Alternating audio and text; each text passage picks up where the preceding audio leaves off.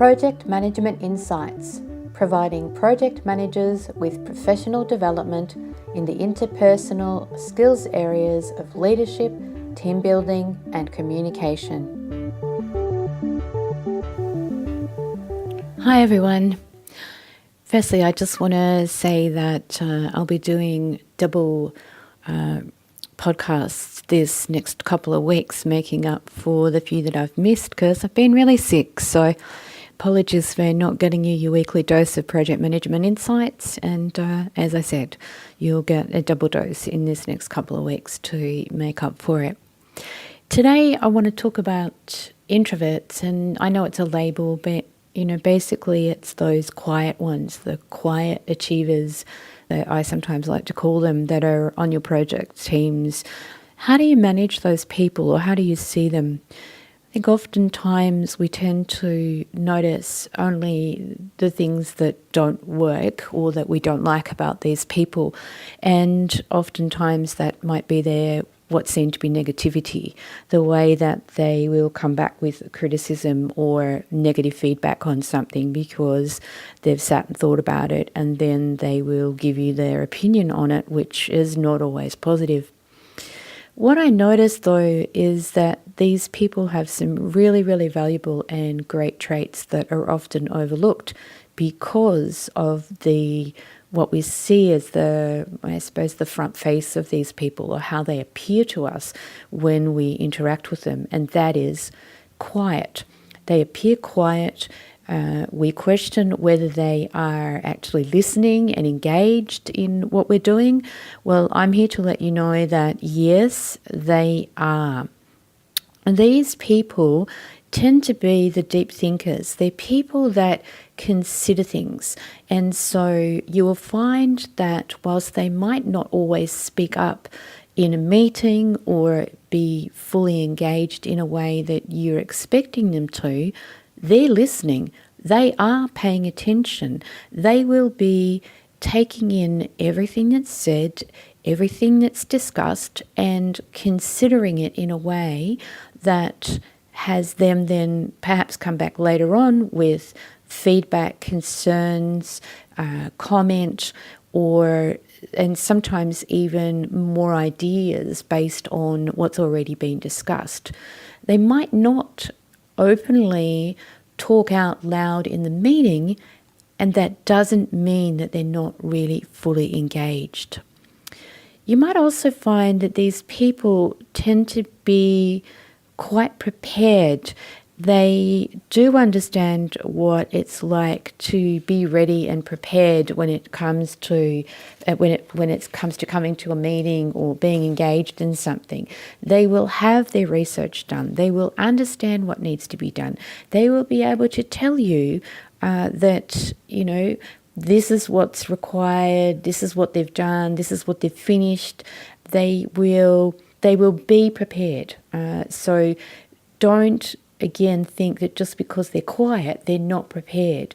They are usually very disciplined workers who will be working and pushing themselves, and they're people that normally don't like criticism or being seen to not deliver, and so they will be working in the background to do what's required of them so that they are on top of whatever it is that they need to be on top of.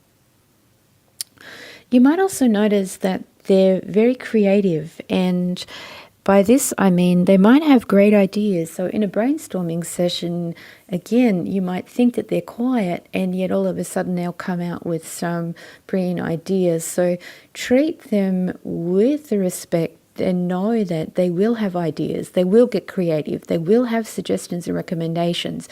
And it might take you to have a one-on-one or, an off-the-cuff corridor discussion with them. What do you think? Have you got any ideas on what we're doing, for them to openly feel comfortable speaking it out loud? And yet they will most likely have those ideas and suggestions to be able to offer up.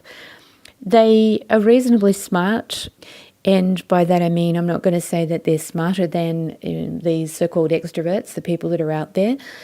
That's not true. And they are intelligent. They are likely to be more reflective, more independent, more level-headed, and sometimes more sensitive. So they will appear more sensitive, and especially more sensitive to criticism, but more sensitive to the tone of what's going on. They will perhaps be the first person that might disappear or seemingly even be more quiet if there's a lot of conflict around, because they don't like conflict. And yet they are very, very valuable people to have on your project team because of this adaptive nature of their ability to listen, take things in, be alone with themselves, get work done, and deliver what's required. So respect those quiet ones that you have on your project team.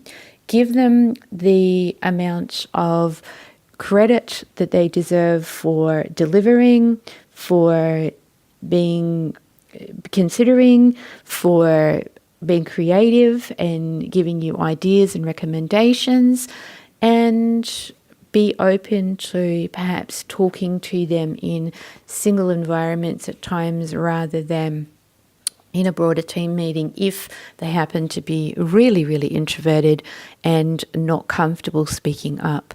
They do have a lot of really great ideas to share. They will have a lot of great ideas to share if you are open to including them and having them as a valuable part of your team.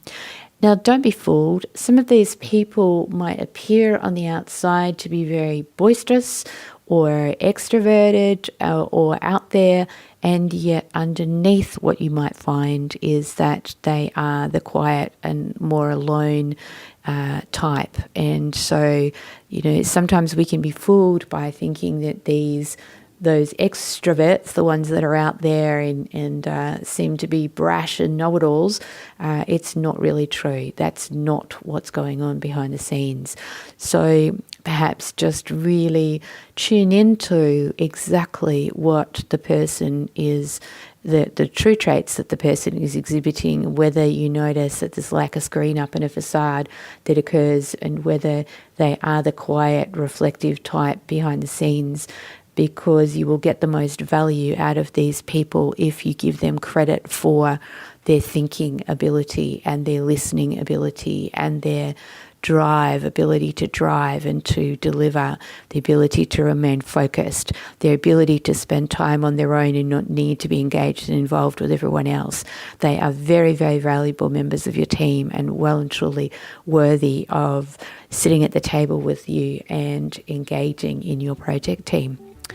Okay, till next time. Thank you for listening to this Project Management Insights podcast. Be sure to visit projectmanagementinsight.com and sign up for our monthly newsletter or to receive updates on upcoming training.